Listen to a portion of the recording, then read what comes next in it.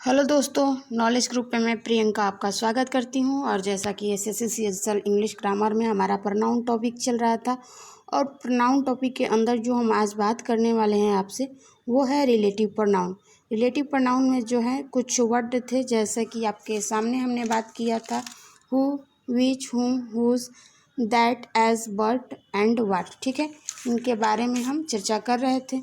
उसी क्रम में आज जो हमारा वर्ड है वो है हुज, जिसका हिंदी अर्थ निकलता है दोस्तों जिसका, जिसकी, व्यक्ति, जानवर, वस्तु यानी सबके साथ इसका प्रयोग करते हैं। जैसे कि एग्जाम्पल है आपके सामने कि Ram is the boy whose brother lives in Patna. Ram वही लड़का है जिसका भाई जो है दोस्तों वो पटना में रहता है। ठीक है, दूसरा एग्जाम्पल है कि मोहन इज़ द बॉय, ठीक है, whose sister in an engineer. Mohan वही लड़का है जिसकी बहन दोस्तों क्या है, इंजीनियर है। ठीक है, ये दूसरा एग्जाम्पल हुआ। तीसरा एग्जाम्पल है Sita is the girl whose house is big. ठीक है, सीता वही लड़की है जिसका घर जो है बहुत बड़ा है। ठीक है, Meera is the doctor, Meera वही डॉक्टर है whose fee is very high, जिसकी फी जो है दोस्तों बहुत महंगा है। ठीक है, Jambu is the dog, Jambu वही कुत्ता है हुज टेल इज़ लॉन्ग, जिसकी पूंछ क्या है, लंबी है। ठीक है, इसमें आगे, इसी क्रम में आगे हम बात करें आपसे दोस्तों, तो इसमें एक नोट है। नोट ये है दोस्तों कि अगर किसी सेंटेंस में एंसीडेंट, सब्जेक्ट और ऑब्जेक्ट दोनों का काम करे तो ऐसे में हु यानी जो या जिसका प्रयोग करते हैं, ना कि हुम का प्रयोग करते हैं। ठीक है, इस चीज़ को एग्जाम्पल के माध्यम से बहुत अच्छे से समझने वाले हैं। जैसे कि एग्जाम्पल है कि Suresh is the person who I like should not abuse. ठीक है, सुरेश वही लड़का है, वही व्यक्ति है जिसको क्या है, गाली पसंद नहीं है। ठीक है, दूसरा एग्जाम्पल है Sita is the girl who I like is nice. Sita वही लड़की है जिसको, देखो यहाँ पे, जिसको आई लाइक इज़ नाइस, वह सुंदर और पसंद करते हैं। ठीक है, तीसरा एग्जाम्पल है कि यू आर द पर्सन, तुम वही व्यक्ति हो हु यानी जो आई बॉय टीच मी, जो लड़के को पढ़ाते हो। ठीक है, चौथा एग्जाम्पल है Raju is the person, Raju वही व्यक्ति है हुम यानी जिसको I want to beat his dangerous boy. ठीक है, अगला एग्जाम्पल है 5 नंबर। ठीक है, कि सरिता इज़ द होम, सरिता वही है जिसको I teach does not study properly, जिसको मैं खास तौर से नहीं पढ़ाता हूँ। ठीक है, आगे हम बात करें इसी क्रम में दोस्तों आपसे। ठीक है, यहाँ तक कहानी आपको अच्छे से समझ में आ गया होगा। आगे हम बात करें आपसे, आगे नोट है कि यदि एंसीडेंट वाक्य शुरुआत में हो अर्थात सब्जेक्ट बनकर आया हो तो हुम को हु करने की ज़रूरत नहीं पड़ती है। ठीक है, जैसे एग्जाम्पल है द गर्ल हुम I like is a doctor. ठीक है, वह लड़की जिसको मैं पसंद करता हूँ क्या है, एक डॉक्टर है। द बॉय हुम I teach is a doctor, वही लड़का जिसको मैं पढ़ाता तो क्या है, एक डॉक्टर है। ठीक है, अगला एग्जाम्पल है द बॉय हुम्स, ठीक है, अगला एग्जाम्पल है the toy which I have bought is old. ठीक है, यहाँ पे विच है जो दोस्तों, इसका अर्थ जो निकलेगा वो निकलेगा यह वही खिलौना है जिसको नहीं, जो बहुत पुराना है। ठीक है, जो मैं खरीदा था वो बहुत पुराना है। ठीक है, अगला एग्जाम्पल है कि the book which you have are mine, यह जो किताब है तुम्हारे,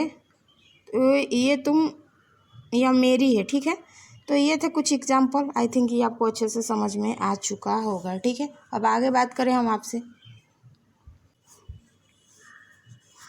आगे बढ़े दोस्तों आपके सामने, वो है दैट का मतलब होता है जो या जिसको। ठीक है, हिंदी अर्थ निकलता है यदि एंसीडेंट के साथ कोई सुपरलेटिव डिग्री एडजेक्टिव लगा हो तो रिलेटिव प्रोनाउन दैट का प्रयोग करते हैं, ना कि हु, हुम या विच का। फॉर एग्जाम्पल है आपके सामने दोस्तों कि Sita is the best girl then can help me. ठीक है, सीता वही लड़की है जिसको मैं मदद करता हूँ। ठीक है, अगला यहाँ पे देखो, यहाँ पे क्या लगा है, देन। ठीक है, तो यहाँ पे इस सेंटेंस में देन की जगह यूज़ होगा दोस्तों आपका, वो होगा दैट। ठीक है, दैट लगाएंगे तब इसका सही मीनिंग निकलेगा। ठीक है, यानी देन का यूज़ नहीं होगा। अगला एग्जाम्पल है, एग्जाम्पल नंबर 2 है आपके सामने दोस्तों, कि Mohan is tallest boy that I like. Mohan जो बहुत लंबा है, ठीक है, मैं उसको पसंद करती हूँ। ठीक है, करती हूँ। अगला है कि this is the cheapest toy. यह खिलौना देखो बहुत सस्ती है। दैट यानी यहाँ पे बताओ जो या जिसको, क्या अर्थ निकलेगा बताओ, जो या जिसको।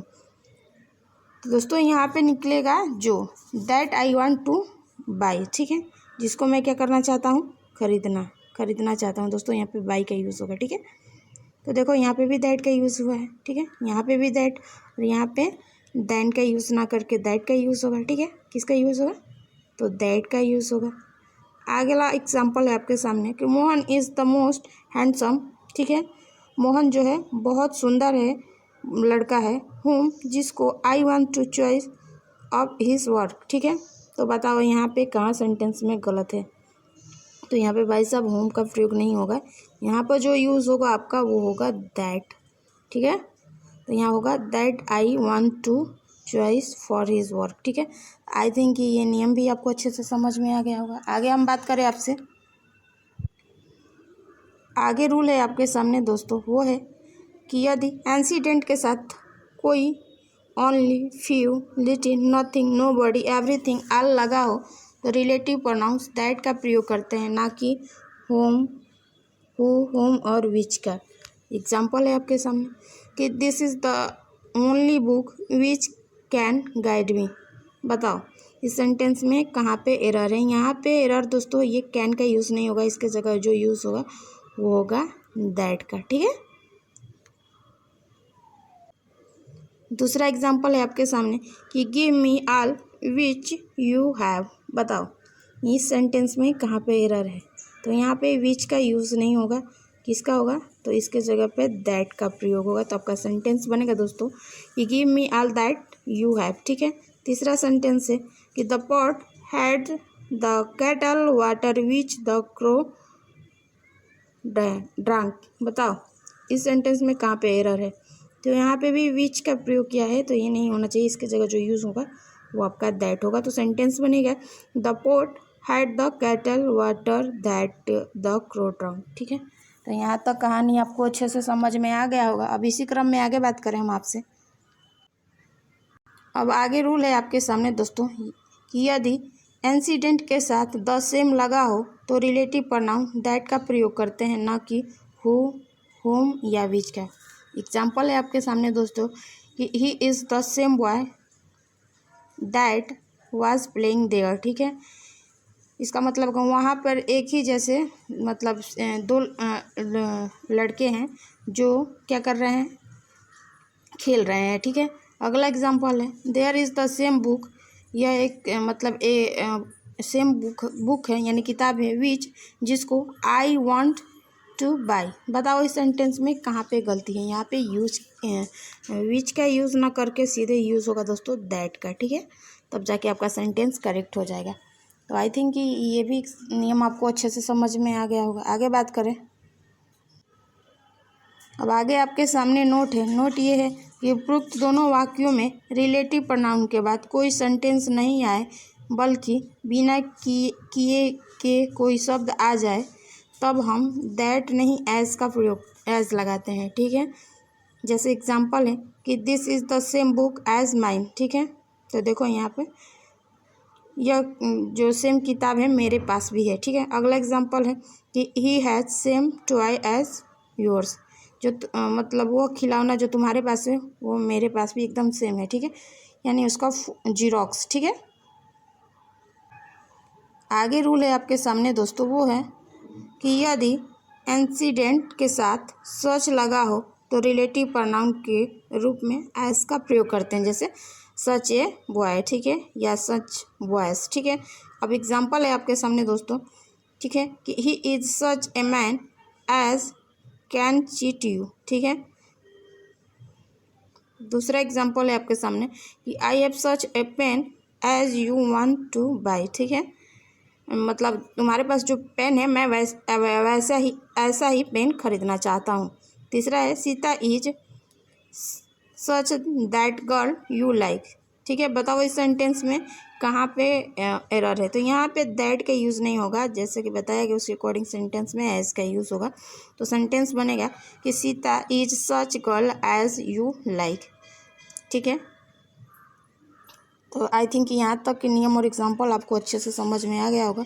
आगे बात करें, आगे वर्ड है दोस्तों रिलेटिव प्रोनाउन में ही, वो है वाट, जिसका हिंदी अर्थ निकलता है आपके सामने है जो, ठीक है।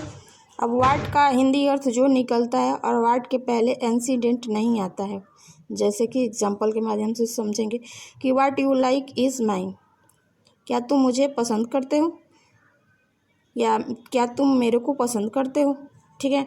दूसरा एग्जाम्पल है कि वाट ही ईट्स इज़ पॉइजन्स, ठीक है, क्या इस खाने में जो है जहर मिलाया हुआ है। अगला है what you feel is nice, क्या तुम अच्छा महसूस कर रहे हो, या what you are saying is wrong, ठीक है। तो ये थे कुछ एग्जाम्पल वर्ड से संबंधित, ये भी आपको अच्छे से समझ में आ गया होगा। आगे बात करें, आगे वर्ड है दोस्तों रिलेटिव प्रोनाउन में, वो है बट। बट का जो अर्थ होता है जो दोस्तों जो नहीं के अर्थ में निकलता है। बट का प्रयोग वाक्य के भाव के अनुसार किया जाता है, जैसे देयर इज़ नॉट स्टूडेंट, ठीक है, बट वांट्स टू पास। वहाँ पे जो है दोस्तों, वहाँ पे वहाँ पर वो विद्यार्थी नहीं है, वांट्स टू जो नहीं पास हुआ, ठीक है। अगला है there is no man but wants to earn money, ठीक है, वहाँ पर कोई भी ऐसा व्यक्ति नहीं है जो कि पैसा नहीं कमाता हो, यानी मनी अर्न नहीं करता हो, ठीक है। अगला है there is nobody but, देखो यहाँ पे नोज हिज नेम, ठीक है। तो ये थे बट से संबंधित कुछ एग्जाम्पल। अब आगे बात करें हम आपसे अब आगे आपसे हम बात करें दोस्तों, ठीक है। तो ये है यहाँ पे रिलेटिव प्रोनाउन को हटा देते हैं, ठीक है, कंपाउंड प्रोनाउंस, ठीक है। थोड़ा इसके बारे में हम चर्चा कर ले आपसे। तो कंपाउंड प्रोनाउंस यानी हु एवर, हु इवर या हुज इवर, जिसका हिंदी निकलता है अर्थ जो कोई भी के अर्थ में निकलता है, या विच इवर या विच सो वेयर, इसका भी हिंदी अर्थ निकलता है जो कोई के भी अर्थ में।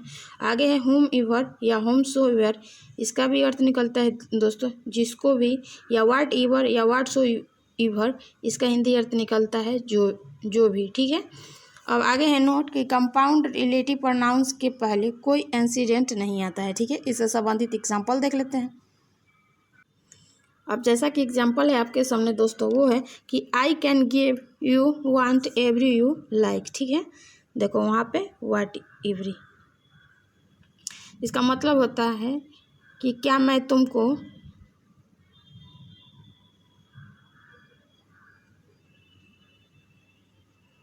अगला एग्जाम्पल है कि हु इवर, देखो यहाँ पे हु इवर का प्रयोग किया है, is ready come to me, ठीक है। तो ये थे कंपाउंड रिलेशन से संबंधित कुछ एग्जाम्पल, ठीक है। आगे है दोस्तों ये है रिलेटिव प्रोनाउन, ठीक है। आगे इसमें हम बात करें आपसे दोस्तों, तो ये रिलेटिव प्रोनाउन में कुछ वर्ड हैं जो छूट गए थे, उनके बारे में हम चर्चा करेंगे। लिखा है जैसे कि यदि सेंटेंस का सब्जेक्ट वन हो तो पैसिव एडजेक्टिव वंस का प्रयोग करते हैं। जैसे एग्जाम्पल है कि one should love one's country, ठीक है, कि तुम अपने देश से हर व्यक्ति को क्या करना चाहिए, प्रेम करना चाहिए। अगला है कि one must help one's friend, तुम्हें जो है दोस्तों अपने दोस्तों की मदद करनी चाहिए, ठीक है। अगला है one will do his work, देखो बताओ इस सेंटेंस में कहाँ पे एरर है। यहाँ पे हीज़ का प्रयोग किया है तो हीज़ का यूज़ नहीं होगा, हीज़ के जगह जो यूज़ होगा दोस्तों आपका, जैसा कि सेंटेंस में बोल रखा है, वो वंस का यूज़ होगा, ठीक है। तो आई थिंक ये एग्जाम्पल और नियम भी समझ में आ गया होगा। आगे इसी क्रम में बात करें हम आपसे, तो आगे नियम है दोस्तों, ठीक है।